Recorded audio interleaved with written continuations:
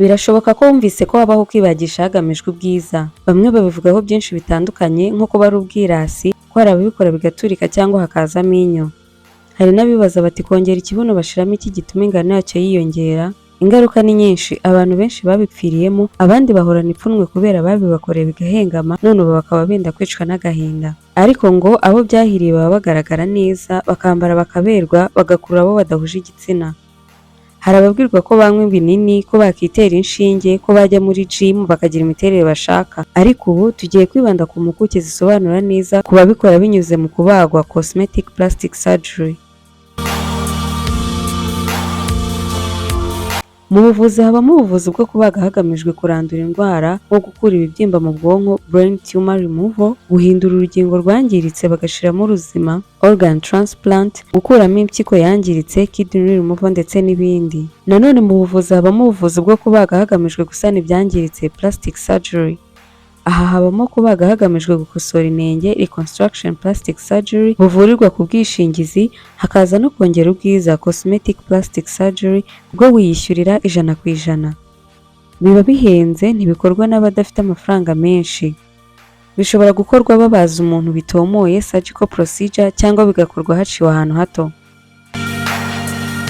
Muri Nzeri mu mwaka wa 2017 mu kiganiro yagiranye na Royal TV, Dr. Theobald Hategekimana yavuze ko reconstruction plastic surgery yakorwa hashize nk'igihe umuntu wabazwe mbere kubw'impanuka, igufa rikaba ritaragiyeho umubiri uhagije, bashobora gukura umubiri ahandi kuri uwo muntu bakorosaho, cyangwa bagakura umubiri w'aho ngaho ariko umubiri ugifatanye n'imitsi kugira ngo igice bakuruye nikigera ku magufa ntikizabura amaraso agitunga.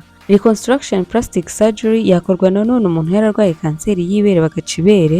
Icyo gihe baca uruhu rw'uwo muntu bakarusanisha hahoze ibere, surgery igakora ikindi gisa n'ibere. Urwo ruhu cyangwa se uwo mubiri bawukura ku bice by'umubiri bifite inyama nini nko mu nda, ibicece cyangwa ikibuno. Nanone reconstruction plastic surgery yakorwa umuntu ariko yavutse afite nk'ino rihengamye, bakaba bakuraho igufa rirengaho maze ino rikaringanira.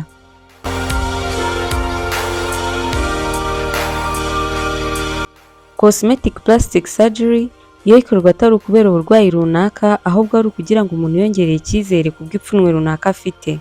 Aho umuntu ashobora kugabanya ingano y'amabere ku bagabo cyangwa abasore kugira ngo agire igituza kigororotse. Nanone cosmetic plastic surgery yakorwa bavoma ibinure mu nda, umubiri usigaye unagana w'inyongera bakawukata, inda ikaringanira igororotse, bizwi nka liposuction na tummy tuck.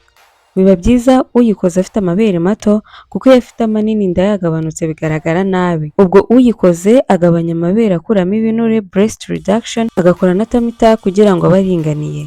Muri cosmetic plastic surgery umuntu ashobora no kongera ingano y'amabere ku bakobwa cyangwa se abagore bakoresheje implants cyangwa se ubundi buryo bwa breast augmentation.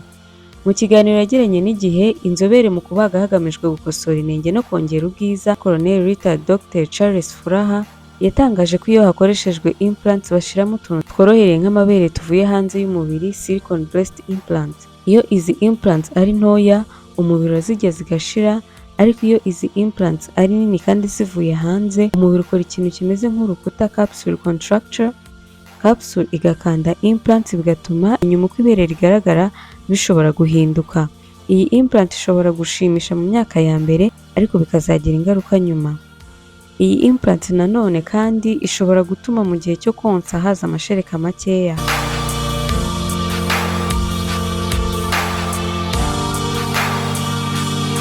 Muri cosmetic plastic surgery kandi umuntu ashobora kwegeranya cyangwa kuringaniza uruhu rw'isura mu gihe hajemo iminkanyari facelift. Ashobora no kuringaniza izuru rhinoplasty no kongera ingano y'ikibuno Brazilian butt lift.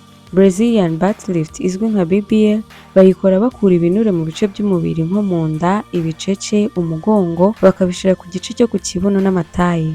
Dr. William Miami avuga ko ibinure bigomba kuba ari ibyawe, kuko iyo bitari ibyawe umubiri urabirwanya. Mu kiganiro Naomi yakoreye kuri channel yabo Naomi na Dadu TV, yavuze ko BBL uyikorerwa babanje gusuzuma byinshi ngo barebe ko ubuzima bwawe bumeze neza ku buryo bitagira ingaruka. Benshi babikora kubera imbuga nkoranyambaga hirwa hacaho abakobwa bafite imiterere hasi hanini hejuru hato, kubera ari ibyamamare bigatuma abantu bose bumva ko ari byo byiza, bigatuma babikora kugira ngo nabo bagaragare neza. Bikorwa kandi kubera ko hari imyenda ngo utakambara ufite mu nda hanini, bigakorwa n'abashaka kwambara bakaberwa. Babikora kugira ngo bakurure abagabo cyangwa nabo ubwabo bigiriye icyizere cy'uko bagaragara.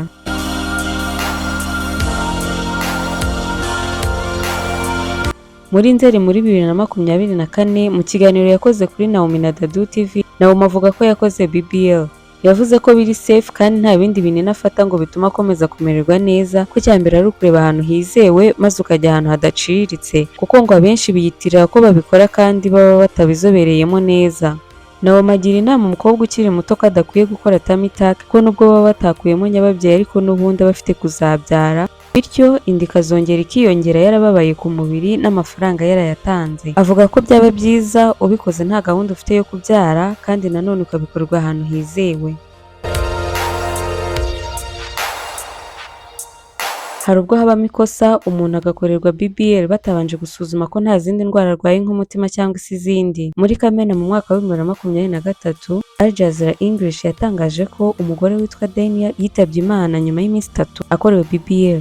Yakorewe BBL nabi, aho bafashe ibinure babishyira mu mitsi ijyana amaraso ku mutima veins, bituma amaraso atagera ku mutima, umutima urahagarara arapfa. Nk'uko mu bisanzwe umuntu ashobora kubagwa kubw'ibibazo afite ntibikunde, bikaba ngombwa ko asubirayo kugira ngo babikosore. Hari n'ubwo umuntu asubirayo, aho umugore witwa Crystal Borrego muri Kamena mu mwaka wa 2023 yatangarije Al Jazeera English ko ajya asubirayo iyo byahengamye, nyuma y'igihe nabyo byahengama agasubirayo bakabikosora neza.